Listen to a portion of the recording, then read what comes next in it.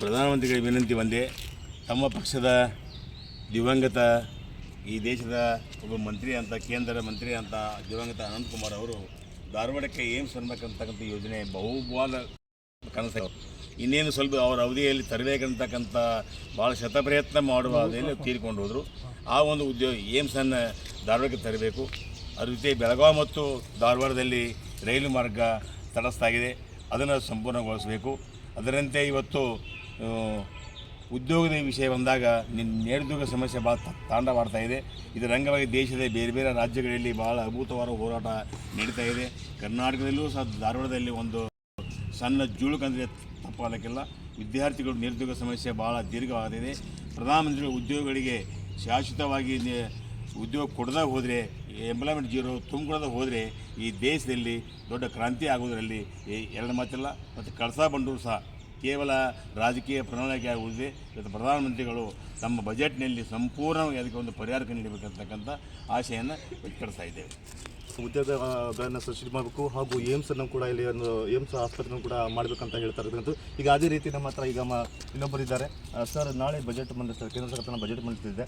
ಆ ಬಜೆಟ್ ಮೇಲೆ ತಮ್ಮ ನಿರೀಕ್ಷೆಗಳನ್ನು ಮತ್ತೇನು ಆಗಬೇಕು ಸರ್? ಈಗ ನಮ್ಮ ಕರ್ನಾಟಕವನ್ನು ನಮ್ಮ ಕೇಂದ್ರ ಸರ್ಕಾರ ಸಂಪೂರ್ಣವಾಗಿ ನಿರ್ಲಕ್ಷಿಸ್ತಾ ಇದೆ. ಅನೇಕ ರೈಲ್ವೆ ಯೋಜನೆಗಳು ನಮ್ಮ ರಾಜ್ಯದಲ್ಲಿ ಬಾಕಿ ಉಳಿದಿವೆ. ಅಂಕೋಲಾ ಧಾರವಾಡ ಅಥವಾ ಧಾರವಾಡ ದಾಂಡೇಲಿ ಮತ್ತು ಧಾರವಾಡ ಬೆಳಗಾವಿ ಕಿತ್ತೂರು ಮಾರ್ಗವಾಗಿ ಇಂಥ ಅನೇಕ ಯೋಜನೆಗಳು, ಮತ್ತು ಹೊಸಪೇಟೆ ವಿಜಯವಾಡ ಇಂಥ ರೈಲ್ವೆ ಅನೇಕ ಕಾಮಗಾರಿಗಳು ಪ್ರಾರಂಭನೇ ಆಗಿಲ್ಲ. ಸ್ಯಾಂಕ್ಷನ್ ಮಾಡಿದರೆ ದುಡ್ಡು ಐತಂತಾರೆ, ಇನ್ನೂ ಕಾಮಗಾರಿಗಳು ಆಗ್ತಾಯಿಲ್ಲ. ಅದ್ರ ಜೊತೆಗೆ ಈ ದೇಶದಲ್ಲಿ ಇರತಕ್ಕಂಥ ರೈತರು ಬೆಳೆದ ಬೆಳೆಗಳಿಗೆ ಸೂಕ್ತವಾದಂಥ ಪರಿಹಾರ ಇಲ್ಲ. ನಮ್ಮ ರಾಜ್ಯ ಸರ್ಕಾರ ಹೇಳೋ ಪ್ರಕಾರ ನಮ್ಮ ತೆರಿಗೆಯ ಪಾಲನ್ನು ಕೇಂದ್ರ ಸರ್ಕಾರ ಕೊಡ್ತಾ ಇಲ್ಲ, ಮಲತಾಯಿ ಧೋರಣೆಯನ್ನು ಮಾಡ್ತಾಯಿದೆ. ಯಾಕಂದರೆ ಕರ್ನಾಟಕದಲ್ಲಿ ಕಾಂಗ್ರೆಸ್ ಇದೆ, ಕೇಂದ್ರದಲ್ಲಿ BJP ಇದೆ. ಹೀಗಾಗಿ ನಮಗೆ ಸಿಗ್ತಕ್ಕಂಥ ತೆರಿಗೆ ಹಣವನ್ನು ಕೊಡೋ ನಿಟ್ಟಿನಲ್ಲಿ ತಾರತಮ್ಯ ಮಾಡಬಾರ್ದು ಕೇಂದ್ರ ಸರ್ಕಾರ. ಅದ್ರ ಜೊತೆಗೆ ಈಗಾಗಲೇ ಹಿರಿಯರು ಹೇಳ್ದಂಗೆ ನಿರುದ್ಯೋಗ ಸಮಸ್ಯೆ ಈ ದೇಶದಲ್ಲಿ ತಾಂಡವವಾಡ್ತಾ ಇದೆ.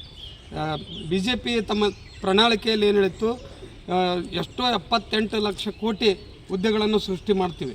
ಖಾಸಗಿ ವಲಯದಲ್ಲೂ ಕೂಡ ಹುದ್ದೆಗಳು ಸಾಮಾಜಿಕ ಸಮಾನತೆ ಆಧಾರದ ಮೇಲೆ ಅಲ್ಲಿ ಉದ್ಯೋಗಗಳನ್ನು ಕೊಡಬೇಕು ಅನ್ನೋದಾಗಿ ಕೇಂದ್ರ ಸರ್ಕಾರ ಘೋಷಣೆ ಮಾಡಿತ್ತು. ಆದರೆ ಈವರೆಗೂ ಕೂಡ ಅಂತಹ ಯಾವುದೇ ಪ್ರಯತ್ನಗಳು ಆಗ್ತಾ ಇಲ್ಲ.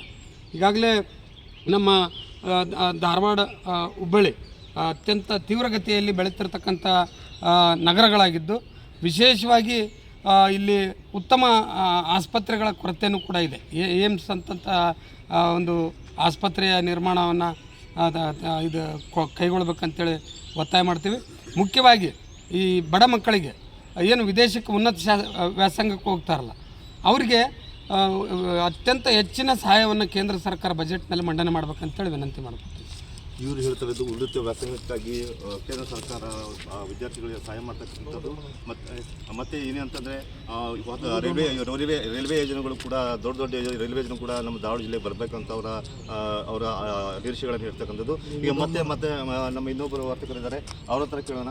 ಸರ್, ಈಗ ಬೆಳ್ಳಿ, ಬಂಗಾರ ಮತ್ತು ಚಿನ್ನ ವಜ್ರಗಳೆಲ್ಲ ಟ್ಯಾಕ್ಸ್ ಎಲ್ಲ ಜಾಸ್ತಿ ಇದೆ, ತುಂಬ ರೇಟ್ ಕೂಡ ಆಗಿದೆ. ಸೊ ಅದ್ರ ಬಗ್ಗೆ ಹೇಳೋದಾದರೆ ಸರ್, ನೀವು ಹೇಳೋದು ನಿಜ. ನಾಳೆ ಈಗ ಕೇಂದ್ರ ಸರ್ಕಾರ ಬಜೆಟ್ ಮಂಡನೆ ಮಾಡ್ತಾ ಇದೆ.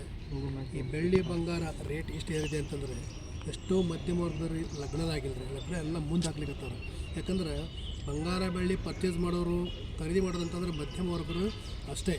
ಭಾಳ ಶ್ರೀಮಂತರು ಪರ್ಚೇಸ್ ಮಾಡಿದ್ರು, ಮಧ್ಯಮ ವರ್ಗರು ಭಾಳ ಕಡಿಮೆ ಮಾಡ್ತಾರೆ. ಬಟ್ ಈ ಥರ ಇದ್ದಾಗ ಎಷ್ಟು ಮುಂದೆ ಹಾಕಿಬಿಟ್ಟಿದ್ದಾರೆ.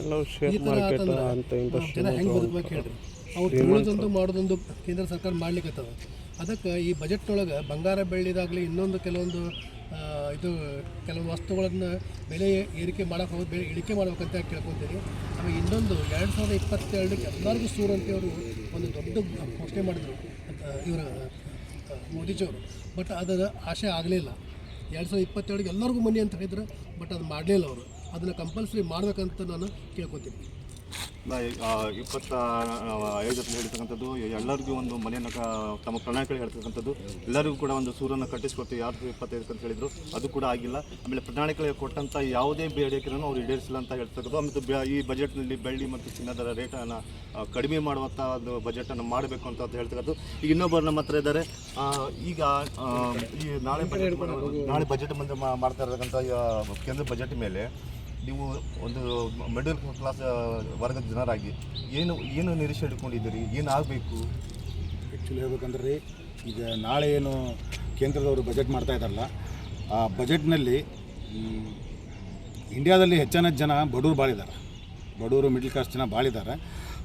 ಇವರು ಈ ದಿನಬಳಕೆ ವಸ್ತುಗಳು ಹೇಳ್ತಾನಲ್ಲ, ನೀವು ರೇಷನ್ ತೊಗೋರಿ, ಬೆಲ್ಲ, ಸಕ್ಕರೆ ಇವೆಲ್ಲ ಯಾವ ರೀತಿ ಗಗನಕ್ಕೇರಿದಾವೆ ಅಂದರೆ, ಒಂದು ಮನುಷ್ಯ ಮನ್ಯಾಗ ಊಟ ಮಾಡ್ಬೇಕಂದ್ರೂ ಅವ್ರ ಕಣ್ಣೀರು ಕಪಾಳ ಬರ್ತಾ ಇದ್ದಾವೆ. ಅದು ಹೇಳ್ಬೇಕಂದ್ರೆ ನಂದು ಕಾರ್ ಐತಿ. ಈಗ ನಾ ಕಾರ್ ಇಟ್ಟು ಬೈಕ್ನಾಗ ಯಾಕೆ ಅಂತಂದ್ರೆ ಇಲ್ಲಿ ನಡ್ಕೊಂತ ಅಡ್ಡಾಡೋದಾಗೈತಿ. ಪೆಟ್ರೋಲ್ ಡೀಸೆಲ್ ಅನ್ನೋದಂತೂ ಈಗೇನು 150 ಹೋಗ್ತೈತೋ ಯಾರಿಗೂ ಗೊತ್ತಿಲ್ಲ. ಆದರೆ ನಾಳೆ ನಿರೀಕ್ಷೆ ನಾವು ಇಟ್ಕೊಂಡಂಥದ್ದು ಕೇಂದ್ರ ಸರ್ಕಾರದವರು ಆದಷ್ಟು ಎಲ್ಲ ಬೆಲೆಗಳನ್ನು ಕಮ್ಮಿ ಮಾಡಿ ಜನರಿಗೆ ಬದುಕಾಕ ಒಂದು ದಾರಿ ಮಾಡಿಕೊಡ್ಬೇಕು. ಮತ್ತು ಇನ್ನೊಂದೇನೆಂದರೆ, ಹೆಣ್ಮಕ್ಳು ಈ ಸರ್ಕಾರನ ಶಾಪ ಹಾಕಂತಾರೆ. ಯಾಕಂದರೆ ಗ್ಯಾಸ್ರು ಈಗಂತೂ ಇಲ್ಲಿ ಯಾರು ಹಚ್ಚಂಗಿಲ್ಲ ರೀ, ಎಲ್ಲರೂ ಕಲ್ತಾರೆ, ಮನ್ಯಾಗ ಗ್ಯಾಸ ಯೂಸ್ ಮಾಡ್ತಾರೆ. ಗ್ಯಾಸ್ ರೇಟ್ ಅಂದರೆ ಎದ್ದು ದಸಕಂತೈತಿ ಇರ್ತಕ್ಕಂಥ. ಅದು ವಿಶೇಷವಾಗಿ ಹೇಳ್ಬೇಕಂದ್ರೆ, ಧಾರವಾಡ ನಮ್ಮ MP ಅವ್ರು ಇದ್ದಾರೆ, ಪ್ರಹ್ಲಾದ್ ಜೋಶಿ ಅವರು. ಆ MP ಅವರು ಕೇಂದ್ರದಾಗ ಒಂದು ಮಿನಿಸ್ಟರ್ ಇದ್ದಾರೆ. ಧಾರವಾಡ ಹುಬ್ಳಿ ಅಂತೂ ಜೀರ್ಣೋದ್ಧಾರ ಮಾಡಿಲ್ಲ ಅವರು. ಆ್ಯಕ್ಚುಲಿ ಹೇಳ್ಬೇಕಂದ್ರೆ ನಾನು ರಿಕ್ವೆಸ್ಟ್ ಮಾಡ್ಕೊತಾ ಇದ್ದೀನಿ ಮಾನ್ಯ ಸಂಸದರಿಗೆ. ಯಾಕಂದ್ರೆ ಅದು ಹುಬ್ಳಿ ಧಾರವಾಡನ್ನು ಹೆಬ್ಬಾಗಿಲ್ಲ ಅಂತಾರೆ. ಇಲ್ಲಿ ಏನೇನು ಇಲ್ಲ. ನೀವು ನೋಡ್ಬೇಕಂದ್ರೆ 3-4 ಯೂನಿವರ್ಸಿಟಿ ಇದಾವೆ. ಇಲ್ಲಿ ಎಷ್ಟೋ ಜಾಬನ್ನು ತುಂಬಿಕೊಂಡಿಲ್ಲ. ಅದ್ರ ಸಲುವಾಗಿ ಈ ನಾಳೆ ನಿರೀಕ್ಷೆ ನಮ್ಗೆ ಇಟ್ಕೊಂಡಂಥ ಈ ಕೇಂದ್ರ ಸರ್ಕಾರದ ಬಜೆಟ್ನಾಗ ಬಡವ್ರಿಗೆ ಒಳ್ಳೇದಾಗಬೇಕಂತ ಕೇಳ್ಕೊತೇವೆ. ಇವಿಷ್ಟು ವರ್ತಕರು ಹಾಗೂ ಮಧ್ಯಮ ವರ್ಗದವರು ಹಾಗೂ ಇಲ್ಲಿ ಧಾರವಾಡ ನಾಗರಿಕರು ಹೇಳಿರ್ತಕ್ಕಂಥದ್ದು ಒಳ್ಳೆಯ ಏಮ್ಸ್ ಹಾಸ್ಪಿಟಲ್ ಆಗಬೇಕು, ಹಾಗೂ ದೊಡ್ಡ ರೈಲ್ವೆ ಯೋಜನೆಗಳು ಬರಬೇಕು, ಹಾಗೂ ಹುಬ್ಬಳ್ಳಿಯಿಂದ ಕಾರವಾರಿಗೆ ರೋಡ್ ಕನೆಕ್ಟಿವ್ ರೋಡ್ ಇದೆಲ್ಲ 6 ಪಥದ ರಸ್ತೆ ಕೂಡ ಆಗಬೇಕಂತ ಹೇಳಿರ್ತಕ್ಕಂಥದ್ದು. ಹಾಗೂ ಉದ್ಯೋಗಗಳನ್ನು ಕೂಡ ಮಾಡಬೇಕಂಥದ್ದು. ತಮ್ಮ ಪ್ರಣಾಳಿಕೆಗಳಲ್ಲಿ ಕೊಟ್ಟ ಭರವಸೆಯನ್ನು ಈಡೇರಿಸಬೇಕು. ಹಾಗೂ ಚಿನ್ನದ ಹಾಗೂ ಬೆಳ್ಳಿಯ ರೇಟನ್ನು ಈ ಬಜೆಟ್ನಲ್ಲಿ ಕಮ್ಮಿ ಮಾಡ್ತಕ್ಕಂಥ ಕೆಲಸವನ್ನು ಕೇಂದ್ರ ಸರ್ಕಾರ ತನ್ನ ಬಜೆಟ್ನಲ್ಲಿ ಮಂಡಿಸಬೇಕು ಅನ್ನೋದು ಇಲ್ಲಿ ನಾಗರಿಕರ ಆಶಯ. ಈ ಬಜೆಟಲ್ಲಿ ಕೇಂದ್ರ ಸರ್ಕಾರ ಏನನ್ನು ಮಾಡ್ತದೆ, ಎಲ್ಲ ನಾಗರಿಕರಿಗೆ ಏನು ಬಂಪರ್ ಬಹುಮಾನ ಕೊಡ್ತದೆ ಅನ್ನೋ ಕಾದು ನೋಡಬೇಕಾಗಿದೆ. ಧಾರವಾಡದಿಂದ ಪ್ರಶಾಂತಿನಿ, ರಾಜ್ ನ್ಯೂಸ್.